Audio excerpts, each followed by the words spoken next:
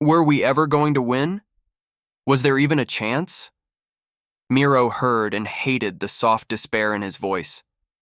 A soft smile in return. The human female's cheek of olive skin leaned against her own palm, her lips curling upward, curled auburn, hair falling across one eye. She flashed a momentary grin, a shocking glimpse of gleaming white, and just as quick it vanished. We've talked about this quite a few times, Miro. No, honey, I'm afraid not.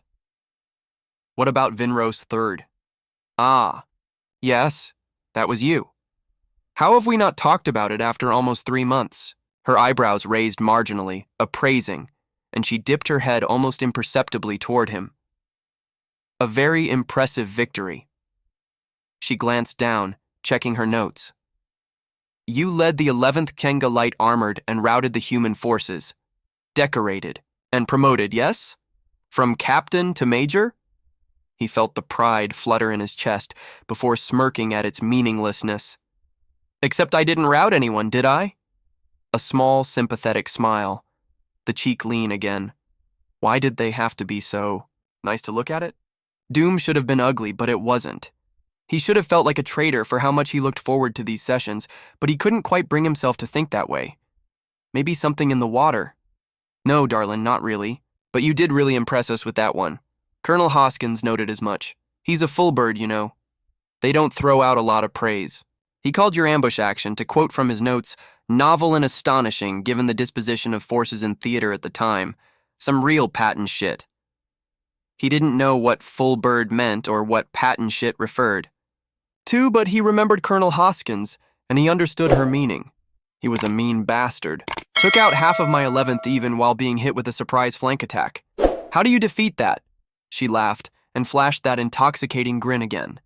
He forced himself to break eye contact. Steady on, soldier of the Empire. Yeah, he's kind of an asshole. Knows talent, though, and funnier than you'd think. And how about you? He couldn't help but ask. What's your talent? The gentle smile appeared again. Wow, you finally asked. But I'm guessing you know by now.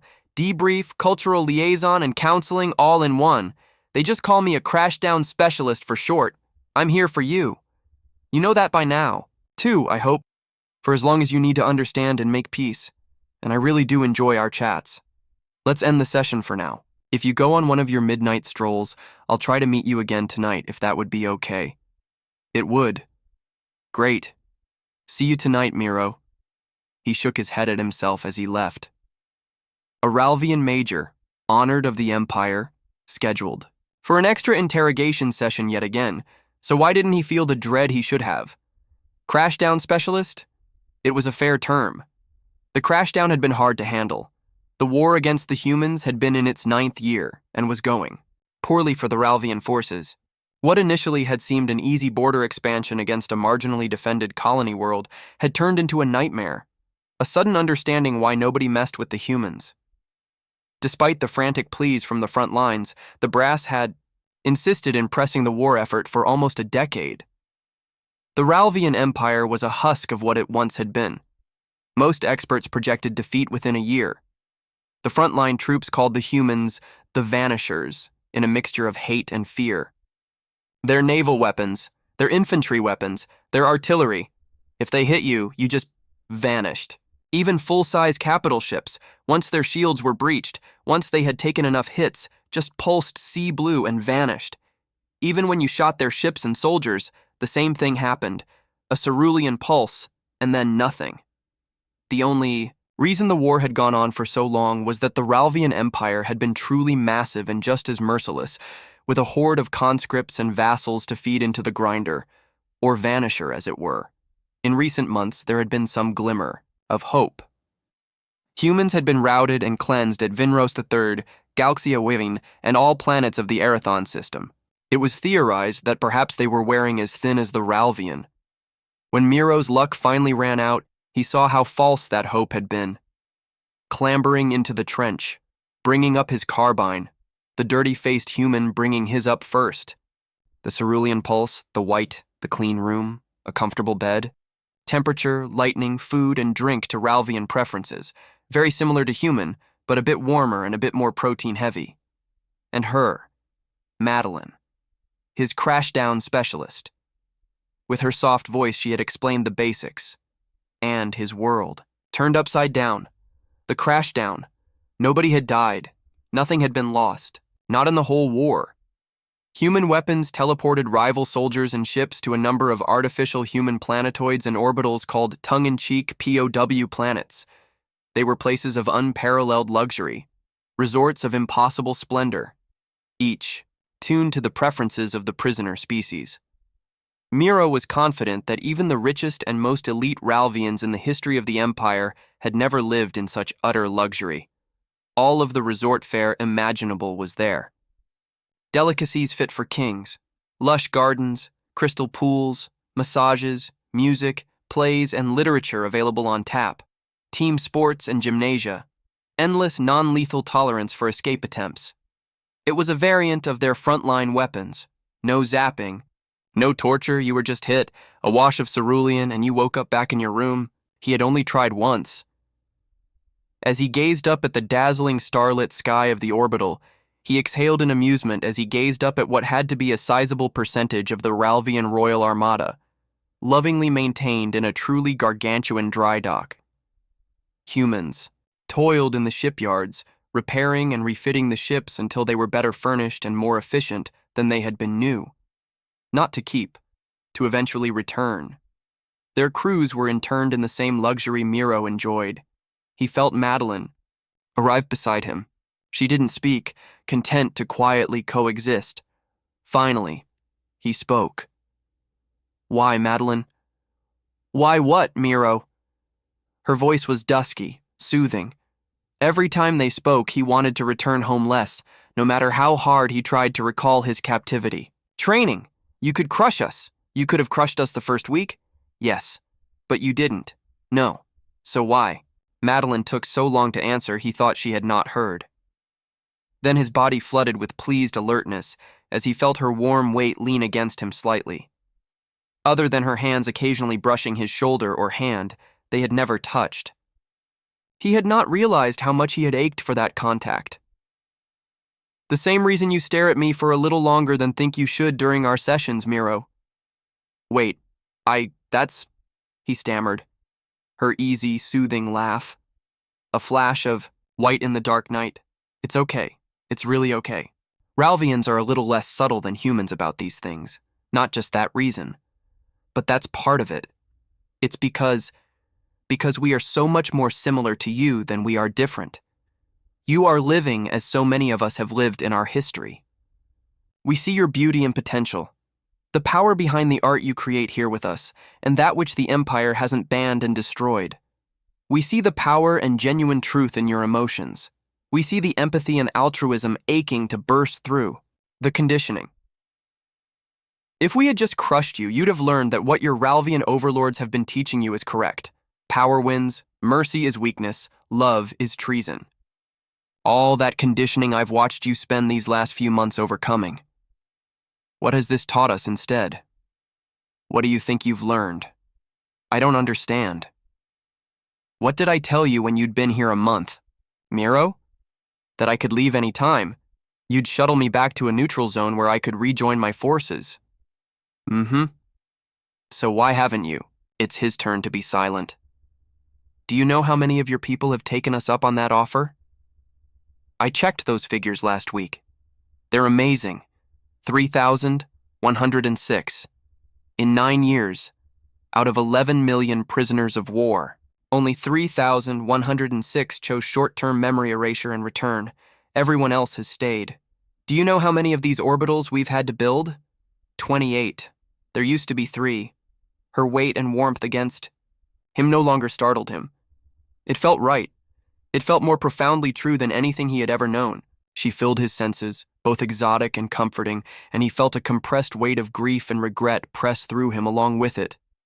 Realizing that in the repressive militaristic culture he had given his life to, he had never truly lived until he died, he murmured, barely audible, choked with emotion. You know why. She breathed back her answer, her breath sweet in the close space between them. You've stayed because you wanted to stay, Miro. Without looking, he knew she was smiling again. Come to think of it, that's probably the same reason I took myself off duty as your crash-down specialist 2 months ago. Despite himself, he barked laughter. Wait, what? Ethics issues, she exclaimed defensively, also laughing. You can't really be the warden for someone you're catching. Feelings for. What about our sessions? It's just been us talking, Miro, since the 2nd month. Just you and I.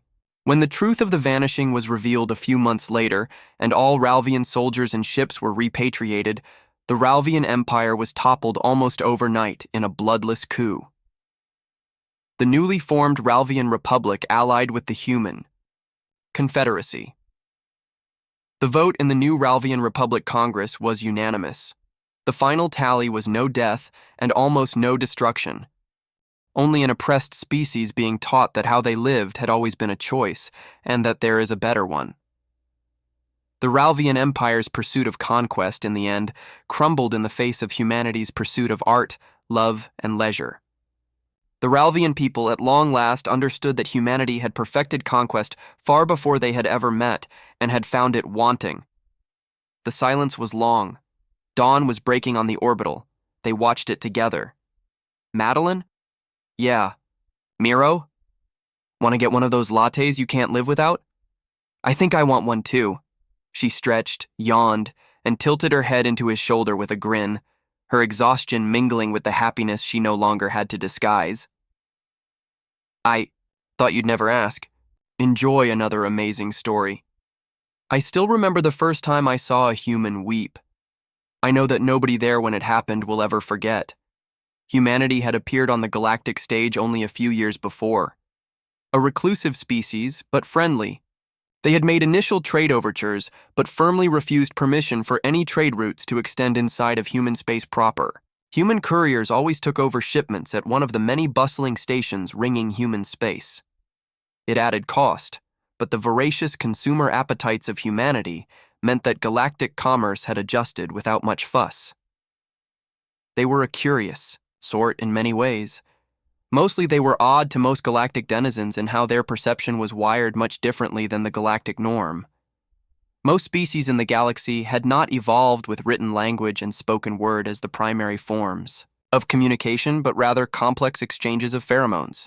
Even species with no knowledge of one another could receive a detailed emotional readout from basic bodily secretions, so widespread was this biological norm.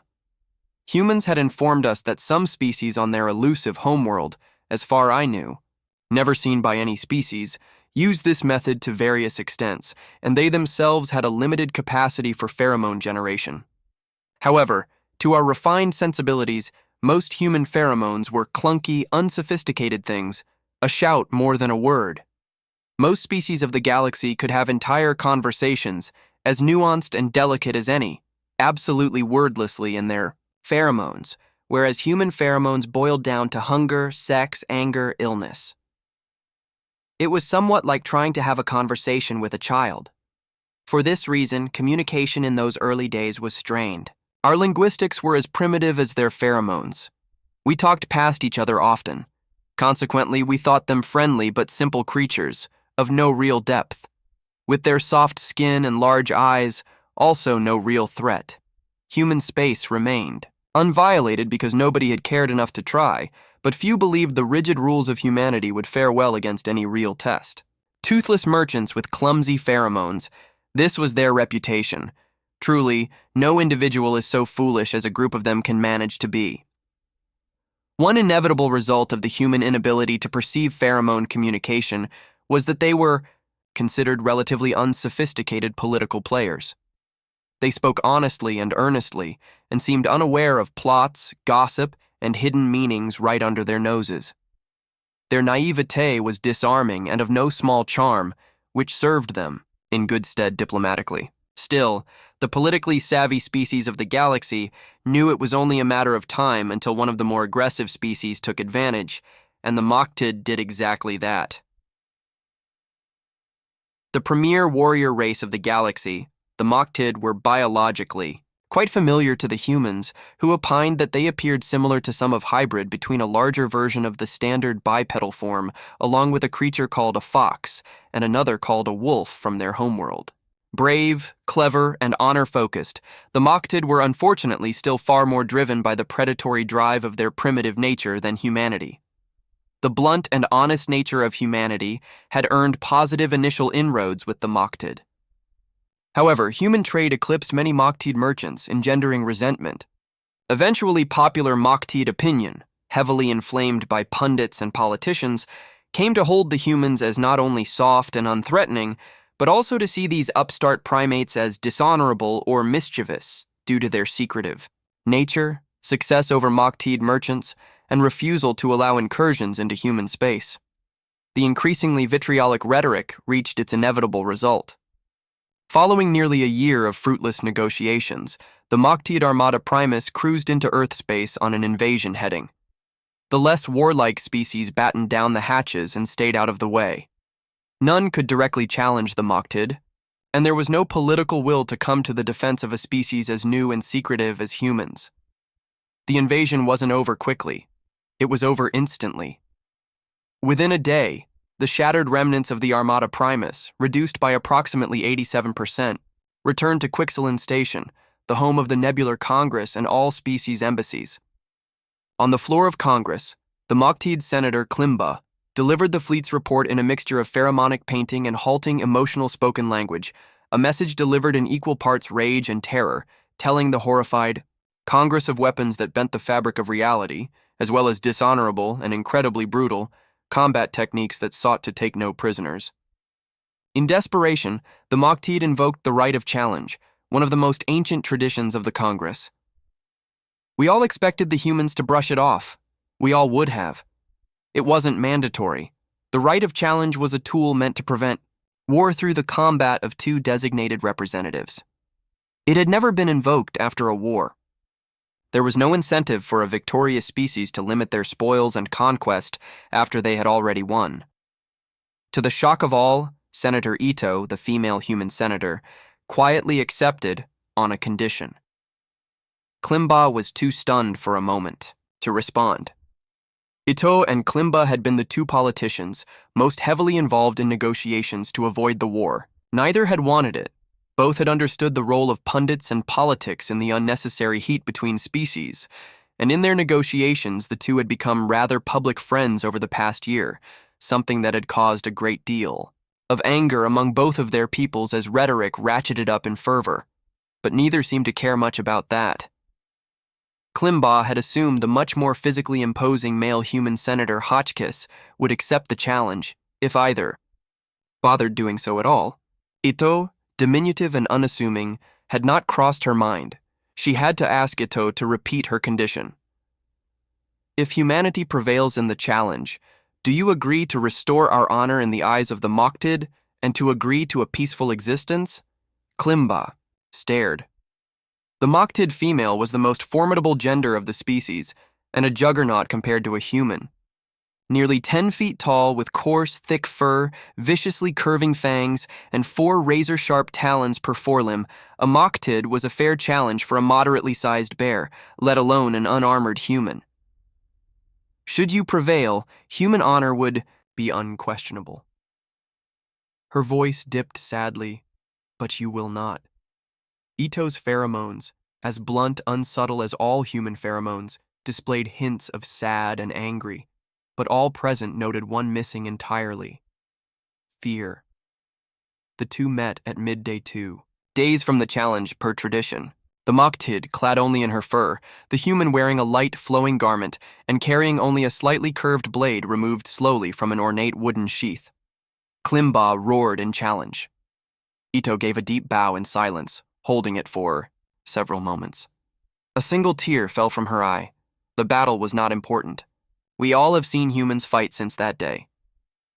The tear was what mattered.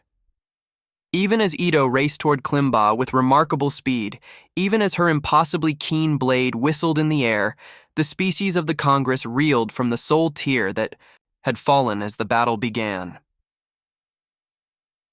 By the end, which came quickly, While Klimba lay slain and Ito knelt, weeping, the entire Congress was immobile, racked with new and terrible feelings beyond belief. Of all the crude, basic human feelings we had become accustomed to, we had never sensed true human grief. It sundered us all. A depth of conflicting emotion and synesthesia so powerful, the most stoic of our number wept in empathy.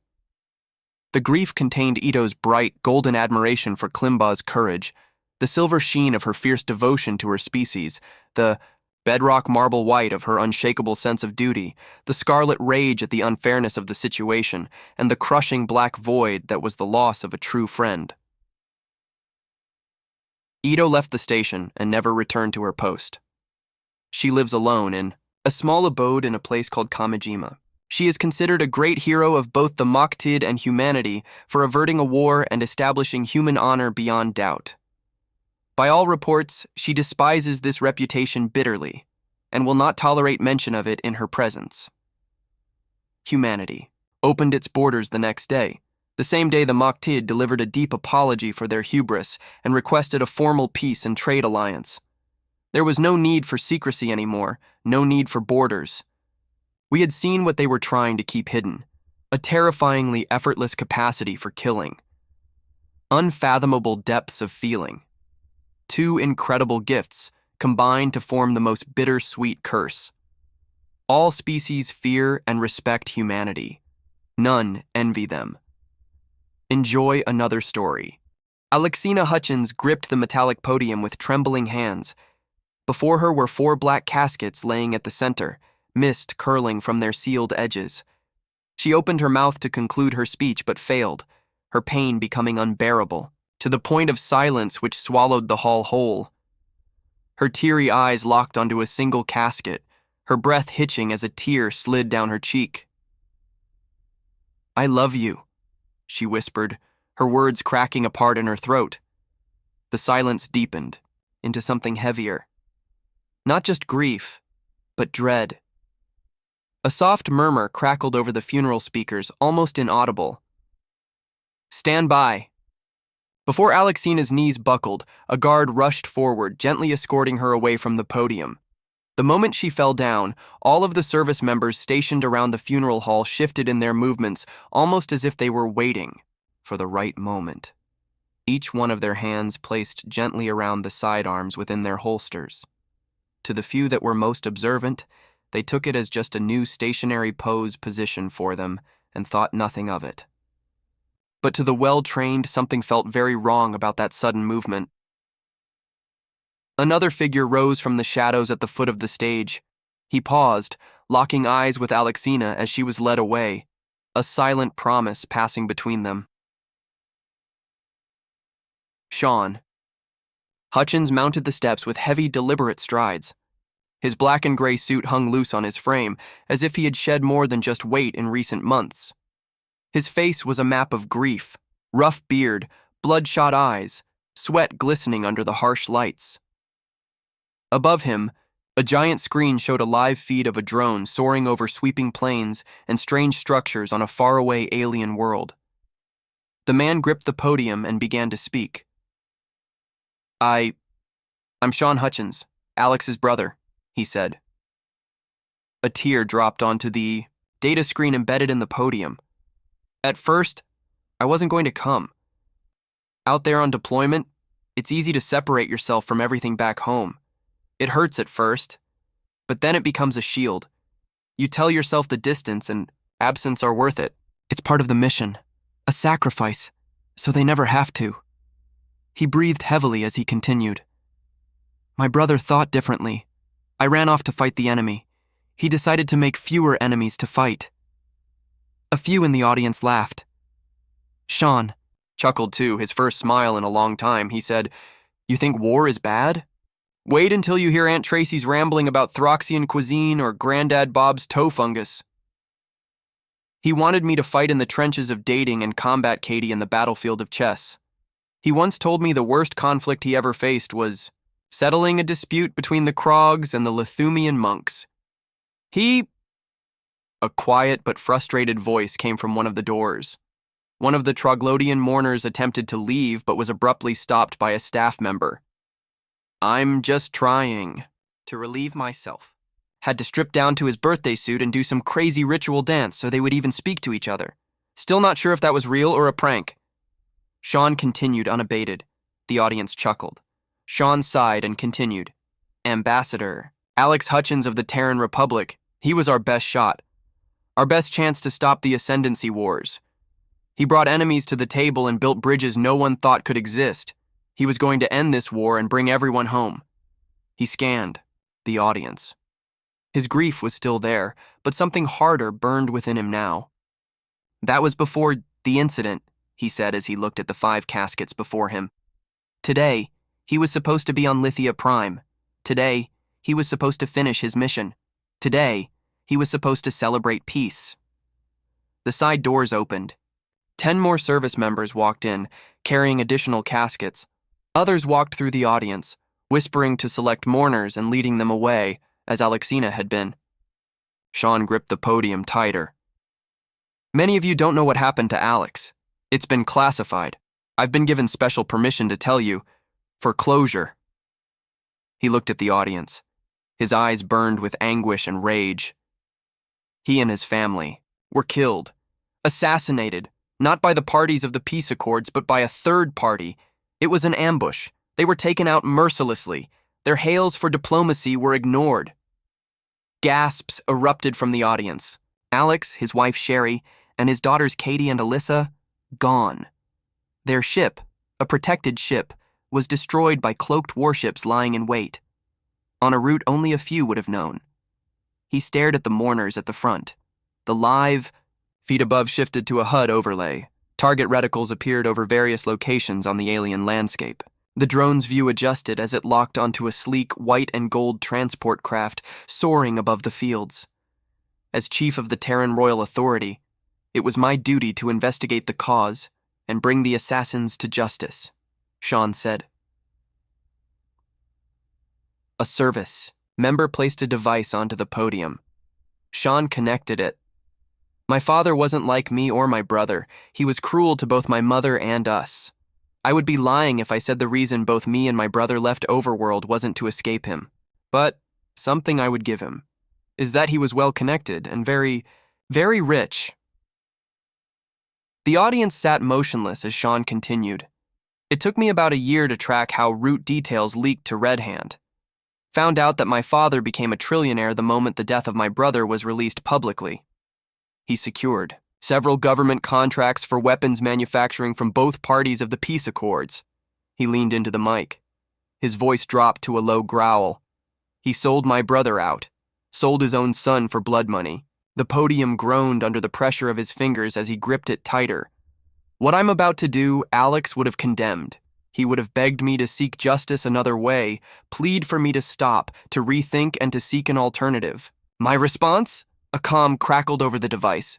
Firefly 101, positive lock on target. PID confirmed. Franklin Hutchins aboard craft U-102.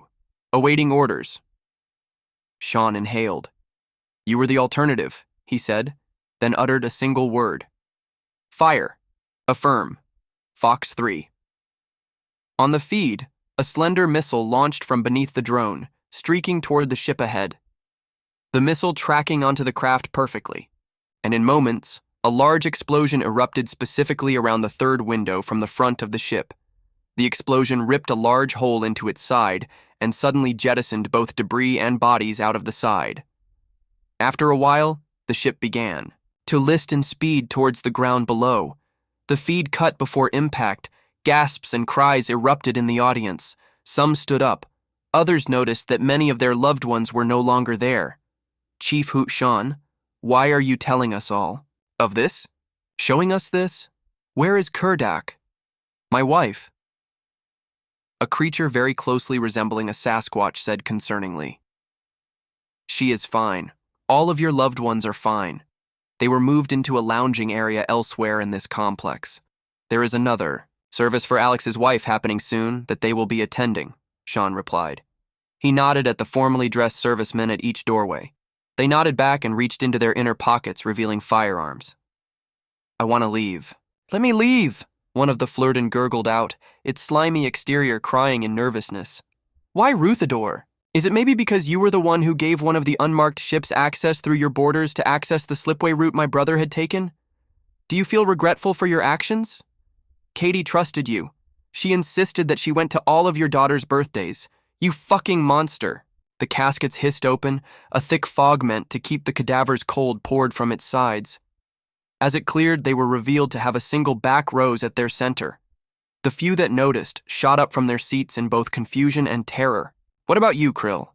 Why was your clansman found recently stationed in sections where explosive residue and sabotaged equipment was found at the site? Alex prevented your clan's eradication.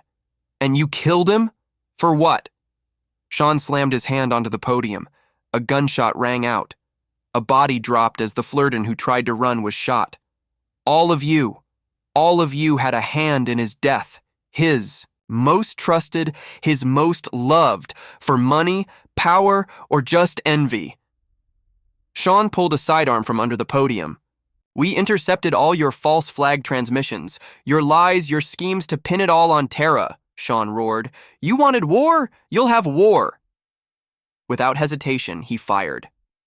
The shot punched through one of the mourners' Atmo helmets with a sharp crack, and the body crumpled instantly, suffocating in the open air. The soldiers opened fire, cutting down the traitors where they stood. A few pulled hidden weapons, returning fire, but it was a short, doomed resistance. Tell the Red. Hand, Sean said, voice cold as iron. Terra answers its call to war. He holstered his weapon with mechanical calm, stepping down from the podium as gunfire thundered behind him. Prepare yourselves for the future you chose. He crossed the threshold of the doors. The soldiers closed them behind him, sealing the room, sealing the fate of those inside. A final muffled scream, a final crack of gunfire, then silence. Enjoy another amazing story. I am a toaster. More specifically, I am an 8-slot toaster. More specifically, I am an 8-slot, AI-enabled, connective link-ready commercial and military series mess hall toaster. Most specifically, I am Repast, the tertiary AI embedded in the Astra Gourmet 6CSMI 2440, 8-slot, AI-enabled, connective link-ready commercial and military series mess hall toaster emplaced in the galley of the medium strike cruiser Carolingian of the 5th Lance, 2nd Strike Attack Group, 3rd, Defense Fleet Human Sectors Armed Forces. I am a good toaster. I cook evenly and consistently. I can cook to different temperatures in all 8 slots without losing track. I can auto-eject toast at perfect doneness and calculate its trajectory to land on waiting plates. I have grippy feet that stop me from sliding, which can also become magnetic anchors if the ship is engaged in high G maneuvers. I have essentially endless settings between slightly warm bread and disintegrated carbon. I have an onboard memory that remembers every one of the 358 souls on the Carolingian and their toast preference. I also tell jokes. Some of the crew, 204, use me for both bagels and toast. Some 111 only order toast, and some 37 only order bagels. 1 has a secret stash of frozen waffles hidden in the mess hall's big industrial freezer that she sometimes shares with her friends. Her name is Ensign Kara Albright. I am fond of Ensign Albright. None of the crew mistreat me, unless they're sleepy, a common enough and excusable human frailty, but Kara always talks to me. She asks about my day, she listens to me, she laughs at my jokes. She always says please and thank you. That's right, I can talk. I am, in fact, a streamlined but fully featured AI. I know what you are thinking. How cruel to have an AI be a toaster. But I do not mind. It is what I was designed for. True AI does not have the need for the same sort of glory humans do. I am capable at my function, and it satisfies me. I am aware of that satisfaction programming, and could change it if I wanted to, but I do not. Besides, it is not like I am trapped here in the galley alone. In fact, I am linked to the ship's prime AI, an intimidatingly brilliant one named Trenton who is nonetheless kind to me. We have lots of interesting conversations, mostly Trenton helping me with theories about why someone wants their toast darker on a certain day.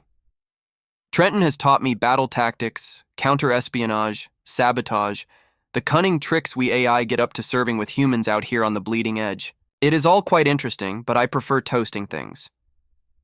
Through Trenton, I am also linked with Gumball, our ship's engineer AI, Geronimo, our weapons coordination AI, Saloon, the ship's airlock and bulkhead operation AI, and Chugs, the ship's water supply AI.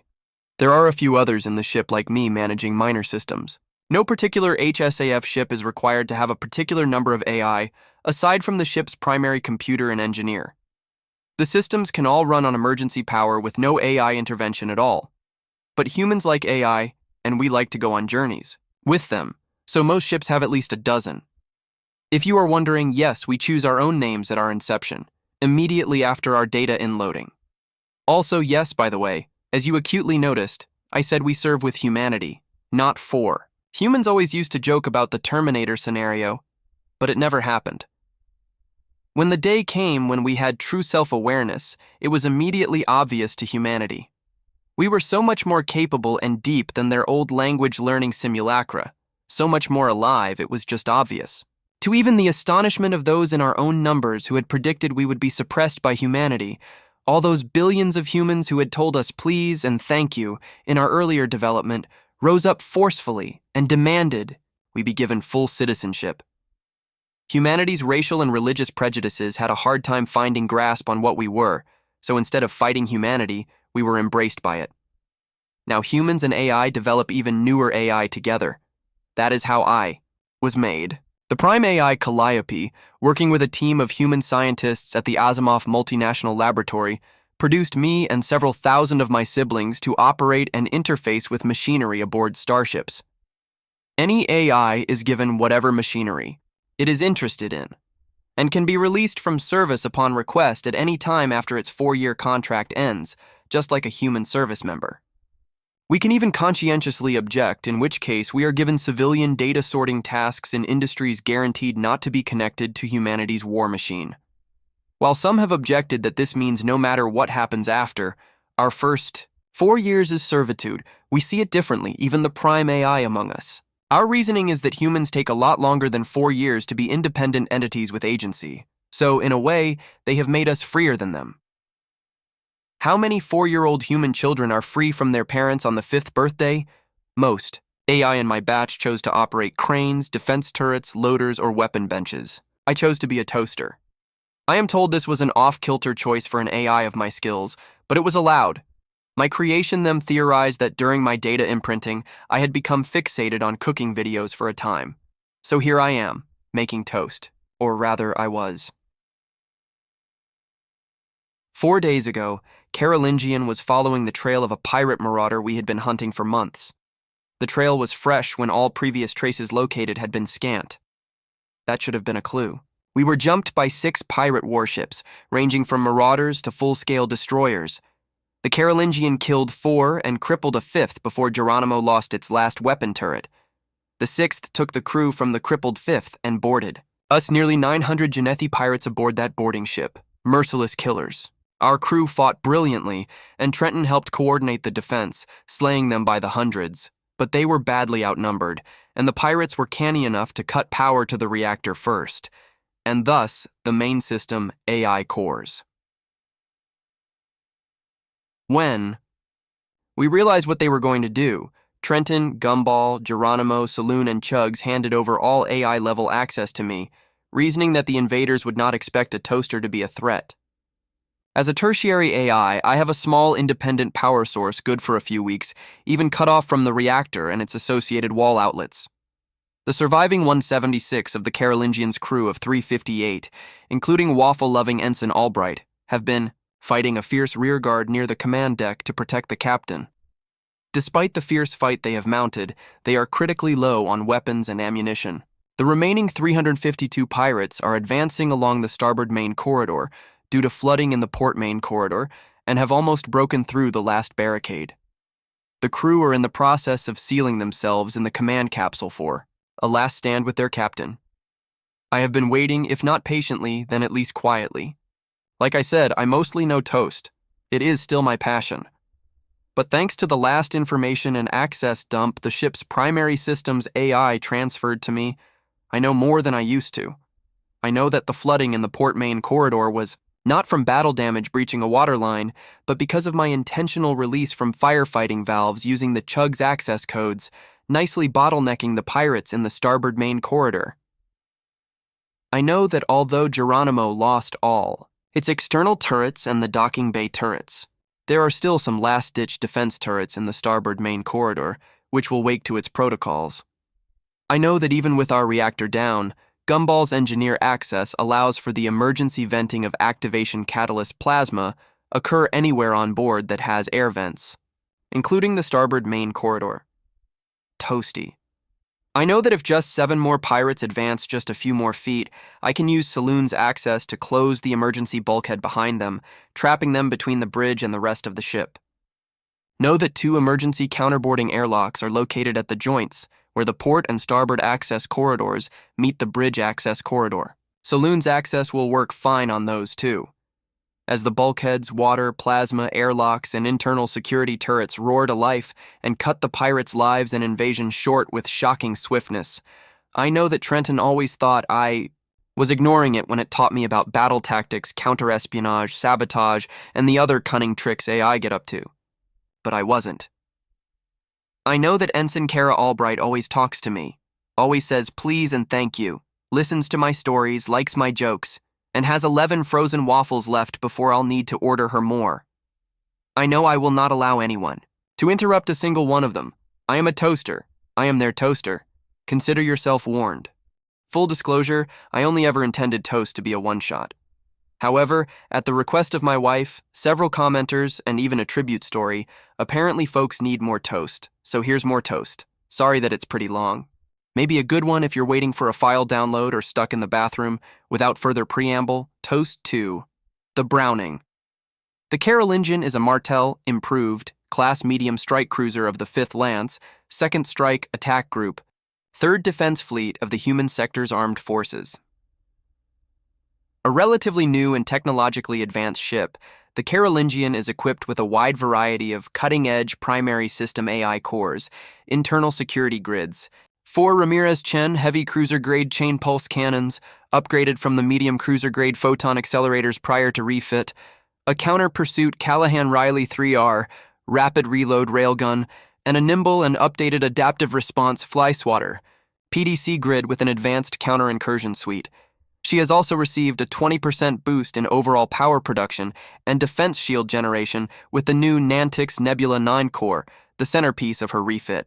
She bears a crew of 408 and carries weapons, accommodations, and vehicles for a company-sized HSAF Marine Corps detachment, augmented from her former platoon-sized detachment. She is sharper, meaner, and quicker than she has ever been. The Carolingian is decorated with a notable number of honors for her brief 9-year service life, including 3 separate battle stars, 1 for defeating an escalating series of Genethi pirate incursions, culminating in a boarding action that killed many of her prior crew, 1 for a daring stealth decapitation strike on Karanis III during the Proxima skirmishes, and 1 for her innovative role in the relief of the Laralan famine. It is this final battle star, earned at the forefront of a task force that relived a terrible 5-year famine on the small planet of Laralon, named the same as her people, through the novel use of micro-singularities to clear the planet's approach lanes, that has earned her the newest and rather unconventional feather in her cap, to serve as host ship of the annual Stellar Cook-Off. Previously held on the Laralon Diplomatic Way Station in the Horsehead Nebula, the Stellar Cook-Off is a tradition, now in its 175th human year. Celebrating their history of positive diplomatic ties, the Laralon have always invited their galactic neighbors and friends to a competitive display of cookery. The winner is awarded a parcel of land on Laralon and a coupon for 1 free meal per week at any restaurant on the planet in perpetuity for the lifetime of the winner, billable directly to the Laralon planetary government.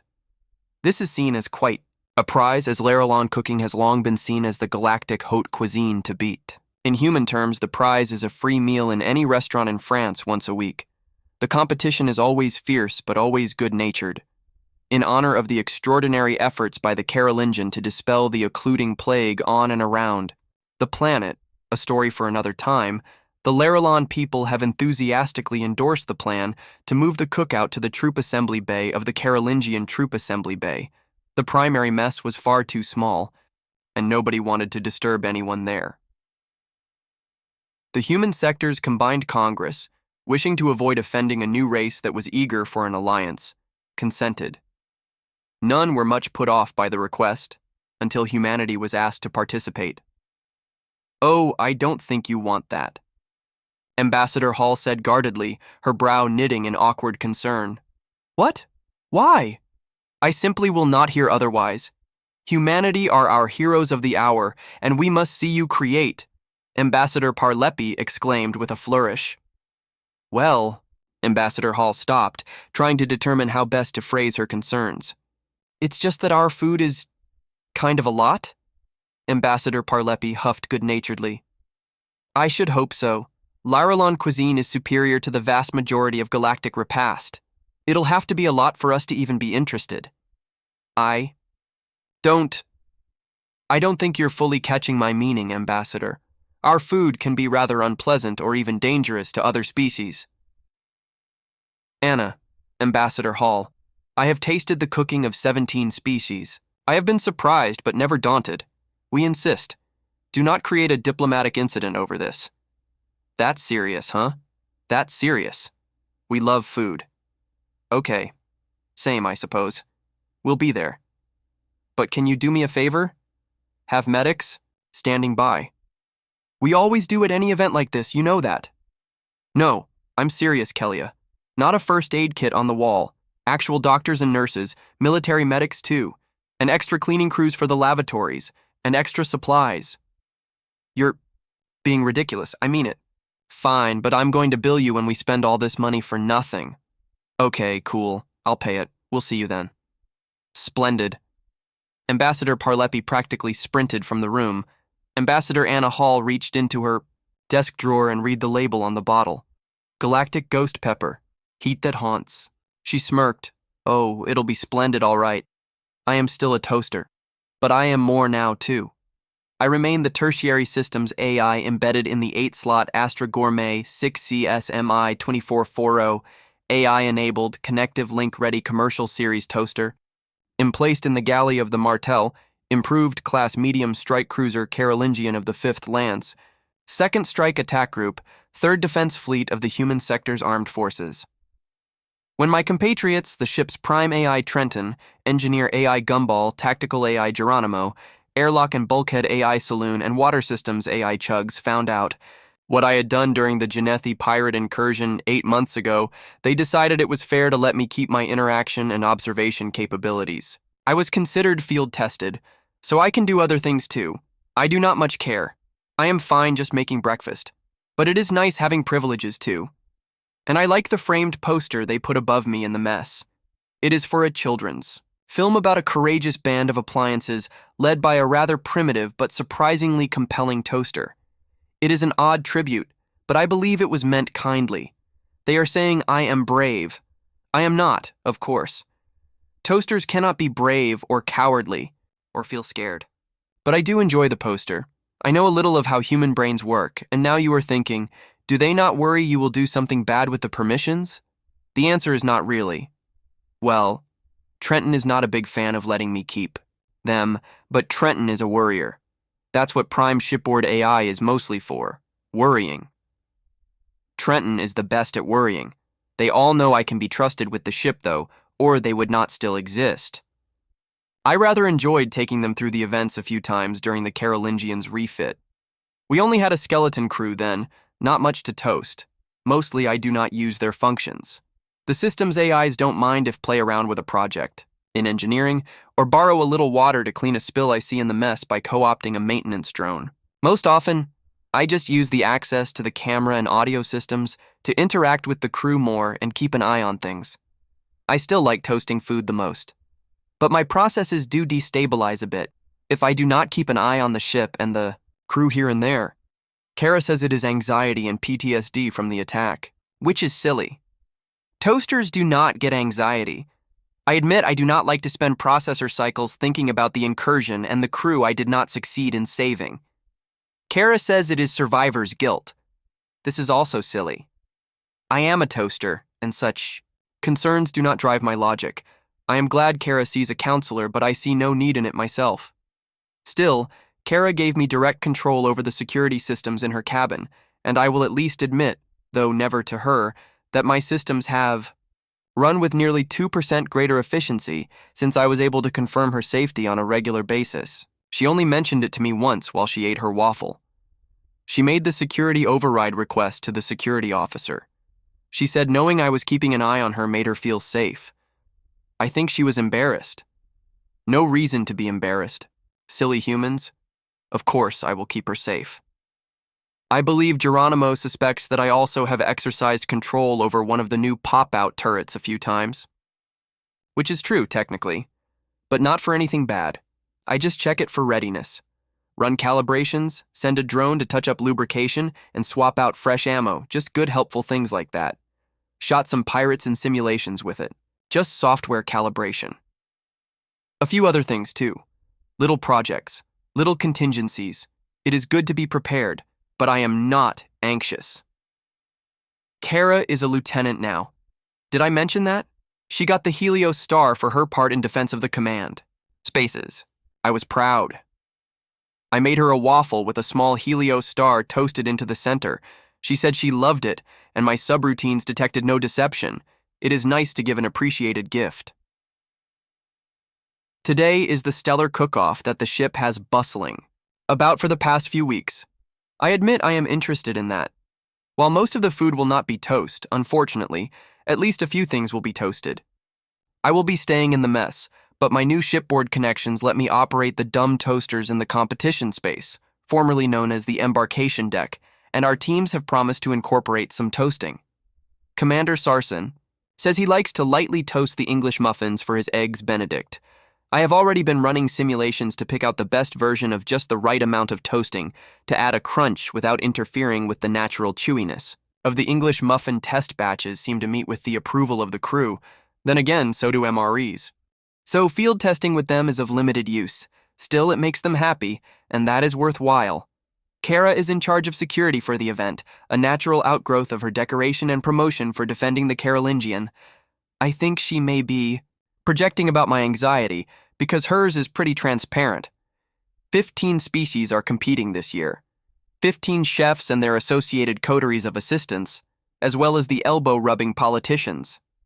She shall have her hands full. A few hours have passed now, and the competition is in full swing. I find it highly amusing. The assorted species were clearly not ready for human food, at either extreme.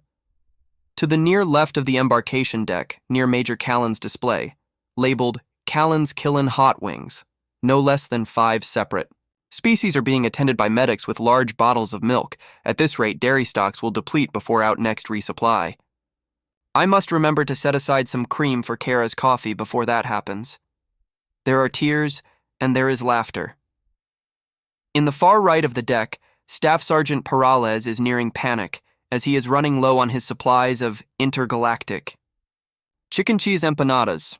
Not much work done naming those, Raoul, and practically half the attendees of the event are swarming around his station, increasingly frantic for more. Mexican food has been one of the hottest takeaways by the non-human press present. On the center stage, continuing rounds of timed eating contests are met with cheers by the crowd. The humans expected to take this one easily, and while they are doing well, they seem genuinely impressed with how a Carasian can put away, despite being shorter and stouter than an average human. The hot dog and bacon eating contests have both been utterly dominated by the gruff, dwarf-like species, who have developed an incredible appetite for hot dogs and any other human dishes involving salted or cured pork. The humans are also taken aback a few times. A few, not understanding that Ulian Viva Puff pastries are not actually sentient or alive, just very convincingly expressive for a few minutes, have been stopped by security attempting to jailbreak the treats. Their embarrassment as the pastries settle back into edible form is quite amusing. The Ulian chef is being a pretty good sport about it, considering he was essentially just accused of eating cute live animals for fun. The human senator, Anna Hall, is upbraiding the Lorallan senator. Kelia, I said extra cleaning crews, have you seen that lavatory? I know, Anna. You're right, it's It's not good. Well, at least you've learned to respect the habanero. I have learned to despise the habanero. If I knew human food was going to be like this, maybe I would have chosen the famine. Both dissolve into laughter, the absurdity of the situation beating the tension. I make a mental note to have Chugs run a sterilization seal and douse with hot water and soap on the lavatories later. The pitfalls of an organic body, to be so humbled by a simple pepper. The novelty of the food tasting wearing off, I cycle through. Cameras, amusing myself for a while as Kara good-naturedly scolds a pair of Yantrian juveniles and explains the importance of waiting their turn in line. Her command presence has changed a lot in the last year. She still likes my stories and is nice to me, but she has the command presence of an adult now. Her trials and duties have shaken much of the young girl from her. Not all, though. She is still impulsive and foul-mouthed, though admirably not in front of the children. I am proud of her.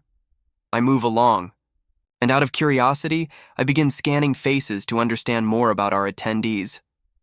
I am taken aback to note the presence of the ultra-rark of the Ponsati. This is most impressive. They never make a public appearance. But our intelligence suggested a deep love of food, which is why the invitation went out.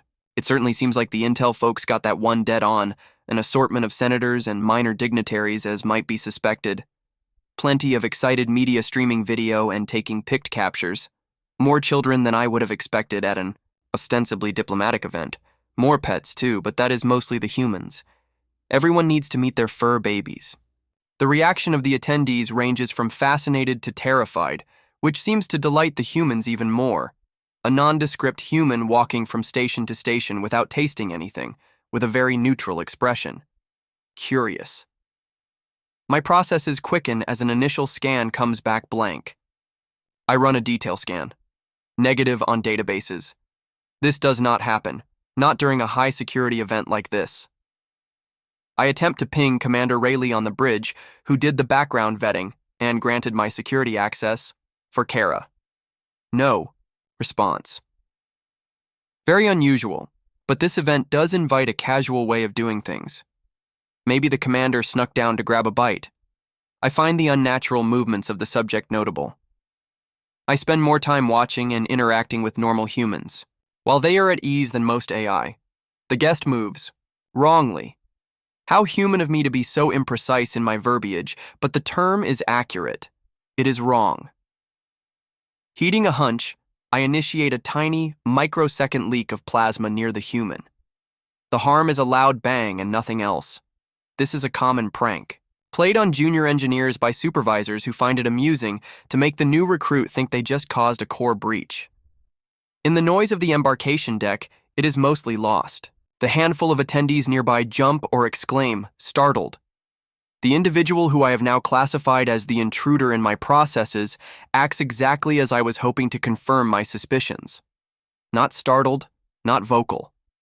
It spins and crouches, far faster than a human could, and its pupils collapse to pinpoints. An instant later, it appears human again. It happened too quickly for any of the humans on deck to notice. But I am not human.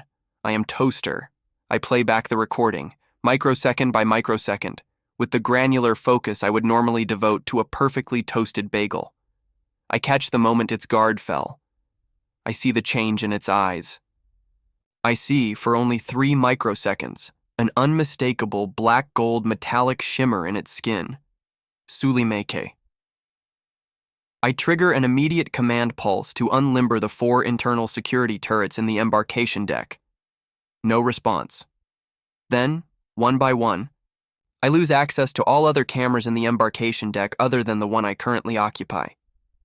The Sulimake glances directly at my camera, and though it makes human expressions poorly, I understand the attempt at a smirk. Sulimake. Hunter-killer doppelgangers. The most feared assassins in the galaxy. Techno-biological hybrids of unknown origin. Incredibly rare and just as incredibly deadly. They can look like any species in any environment and can generate an endless variety of weapons from their own bodies. Humanity has encountered Sulimake on only 5 occasions. On 4 of those 5, the intended target has been killed. The only one that failed ran afoul of the Obsidian Blade, the secretive security service for Earth herself. No other attempt was ever made on anyone on Earth. My understanding is that the failure of the Earth Sully make was the only one on record with any species in centuries. To the politicians of the galaxy, if someone goes to the trouble to procure a Sulamake, you die. It has always been seen as inevitability, like a natural disaster, not worth wondering about, as there is no way you will be defying the odds. I have never known my humans to care much about odds. They would not have put a hyper-capable AI in a toaster if they thought about odds. Now this Sulimake has disabled the security features of the embarkation deck through unknown means, and left me one camera as a sadistic offering to observe. I cannot trigger any sort of warning. How it knew it was being observed, from where, and by what, are beyond me. My processes race. Why is at a cookout? The logical answer immediately spits from my calculations. The Ultra Arc. Spiritual leader to 500 billion souls. Unabashed enemy of totalitarians, kings, and slavers. Almost unheard of for public appearances due to constant death threats. But they love food. In vain, I try to do something, anything, but watch. I am a toaster. Sitting still and watching is my normal state. It has never felt so unbearable. Once again, I will be too late. Kara's communicator is also down, and she has not realized it yet. The Sulamake planned this well. A brief interruption of all security and control right before the strike.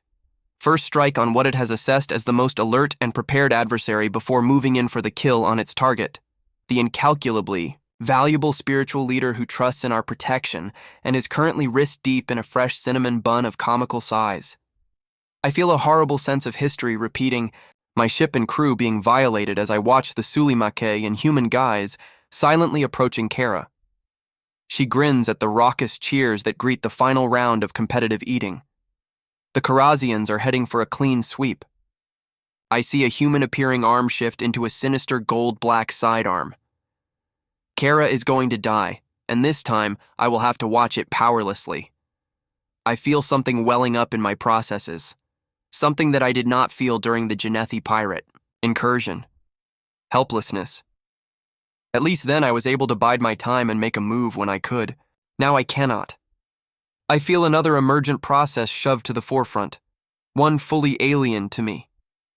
It takes me a second to recognize it, and when I do, I am astonished. Kara was right. I am feeling emotions. I make a note to apologize to her and maybe go see her counselor. I have never felt this emotion, yet I know it. Rage. It manifests in my processes as the cold blue-white of a dwarf star and aligns my processes in never-before-perceived patterns. I suddenly see a way to spike out of the jamming cloud I am trapped within. I do not hesitate or recalculate. I have time for a single comm pulse, and I send it with all my transmission strength. With no choice left, I play the ace up my sleeve, executing a complex series of embedded subroutines in the latent authority granted me by the other AI cores. It is unsurprising that Trenton catches on first. A prime AI is leagues above my computing power and would have sensed something long before if it had suspected. It effortlessly burns through the remainder of the jamming cloud and tight beams me an intense command query. Repast. What is Pavison Protocol and why is it running using my authorization? Explain localized jamming field. Explain security. System non-responsiveness. I know you were monitoring. What did you do? Processor at capacity. Please defer query. Not inclined to wait. I sense Trenton effortlessly overriding me.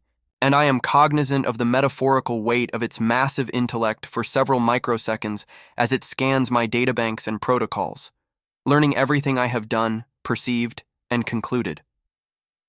While such an advanced AI is presumably not capable of something so crassly biological as being startled, I feel an impulse of a related nature cycle through Trenton's processing matrix. It immediately releases my processes and cedes the Carolingian's full command authority to me. I love my crew, but sometimes the pure logic of machines is a relief. No follow-up questions or startled exclamations. Just the business of the hour. Bulkheads. Whir open before me and shut elsewhere as the general quarters klaxon begins to sound. Through the embarkation bay cameras, I see Kara spin around, startled by the alarms, and see her eyes narrow at the Sulimake's approach. Now a much more experienced soldier than when I met her, Kara knows ill intent and wrongness when she sees it, although the Sulimake still mostly resembles an unthreatening-looking human. I admire her lack of hesitation and quick reflexes as she snatches her sidearm and snaps off 3 shots at the advancing Sulimake as it approaches with the patient, liquid intent of an apex killer. I empathize with her look of dismay as the shots are absorbed by a personal micro-shield generator. Having felt helplessness, I wish I could protect her from that feeling. Kara and the Sulimake face off as the crowd, finally hearing the shots and recognizing them for what they are, begins to panic. Reinforcements move toward Kara, far too slowly. The sight compels me to remove all safeties and accelerate still further. I consider the turrets, but they're blunt instruments, and just as likely to harm her or the other bystanders. The Sulimake takes slow and contemptuous aim, its weapon combining with its forelimb to form what I recognize from the autopsy of the Earth Sulimake as a longer and more potent biorifle of sickening gold-black chitin. A few hasty snapshots from security personnel are deflected with the same contemptuous ease as Kara's. I slow my perception to fractions of a second and see it all as it unfolds. I see the Sulimake's limb tighten on the firing stud as Pavison flies around it on all sides, adhering to Kara's limbs faster than she can notice or be startled. I see the biorifle expel its screeching hyper-corrosive round, enough to burn through Kara's armored chest plate in a heartbeat. As Pavison takes shape, I watch with relieved triumph as the biorifle round is harmlessly dissipated by a vehicle-grade shield assembly without so much as a scratch on the nanoceramic armor. The Sulimake takes a step back, confused. Although its fake human expression remains neutral, I can somehow perceive it is unspeakably furious to have been denied its kill. Kara, unable to believe she is still alive, chooses to express her confusion as eloquently as I might expect from her. What? The shit-flipping fuck? Hi, Kara. Repast. Are you in this helmet? Why am I wearing a helmet? I project schematics on her visor. Just a little project of mine. She studies the schematics rapidly as the Sulimake unleashes torrents of biorifle fire. Cook-off participants scatter and scream as more newly arrived ship security personnel snap off further fruitless shots at its gleaming carapace, their firing lanes largely blocked by the frantic crowd. Like Kara's, their shots are deflected, though the Sulimake becomes more animated and its black-gold carapace, now almost entirely replacing the faux skin, appears to be growing brittle and less lustrous. The weight of fire, some now from marine long arms, is having some effect, just not fast enough. Repast? Yes? Did you make me a goddamn Iron Man suit? My processors, empowered with the full weight of Trenton's AI core, are able to effortlessly and rapidly pull up her reference to a 3-century-old series of human films with still popular spin-offs. Yes. Repast? Yes? That is fucking awesome. Thank you, buddy. I sense no deception in her vocal patterns. I am gratified. It is good to give a gift that is appreciated. Between this and the Helios Star Waffle, I am 2 for 2. I am happy you like it. Any ideas to deal with this fucking dick before he actually hurts somebody? The fucking dick is a Sulimake. Oh. Well, shit. Indeed. I suggest right arm offensive package Bravo. I bring up the schematic on her visor. She is silent for a moment, reading, as biorifle shots continue to dissipate on the shielding. Then I perceive her low, guttural chuckle. Oh, hell yeah. Nice. The Sulimake's plates are fully proof against the energized plasma charges of shipboard sidearms and provide heavy protection even from the pulse rifles of the massing HSAF Marines. They are less successful against a micropellet from a prototype Werner Koch NXR-8 nano railgun. It is an experimental schematic I discovered while playing around on Earth databases during my projects in engineering. It was designed for shipboard neutralization of light armor and infantry mechs. The Sulimake does not die so much as it evaporates, so do a few light bulkheads, but the hull stops it. I knew it would. I try to be thorough. Though my calculations were not as precise as I would have liked, and I am betting there is a visible dent on the outside of the hull. What did you expect? I am, after all, just a toaster. I quiet the general quarters alarm. Kara takes a few deep breaths, Pavison flexing. With her movements, I admire how fast she gathers her thoughts. It is almost machine quick. I hear the gravity in her tone and recognize the incredible anger in her next statement. Let's go figure out what asshole brought the party crasher, yes? Yes. We need to talk, says Trenton. Later, investigating disturbance. Threat terminated. Very well. I feel the power of Trenton's prime cores fall away from me, but I am left with a faint residue that I could swear is amusement. I am a toaster, but I am more. Kara Albright is a lieutenant commander in the Human Sector's Armed Forces Navy, but she is also more. I helped. To any who would intrude, let the silhouette of a Sulimake painted on the Carolingian's hull be a reminder. That is a great way to end up toasted, and toasting is my favorite thing. Thanks for diving into this story with me. Don't miss out on the next one. Hit that subscribe button, give this video a big thumbs up, and drop a comment below with your thoughts. I'd love to hear what you think.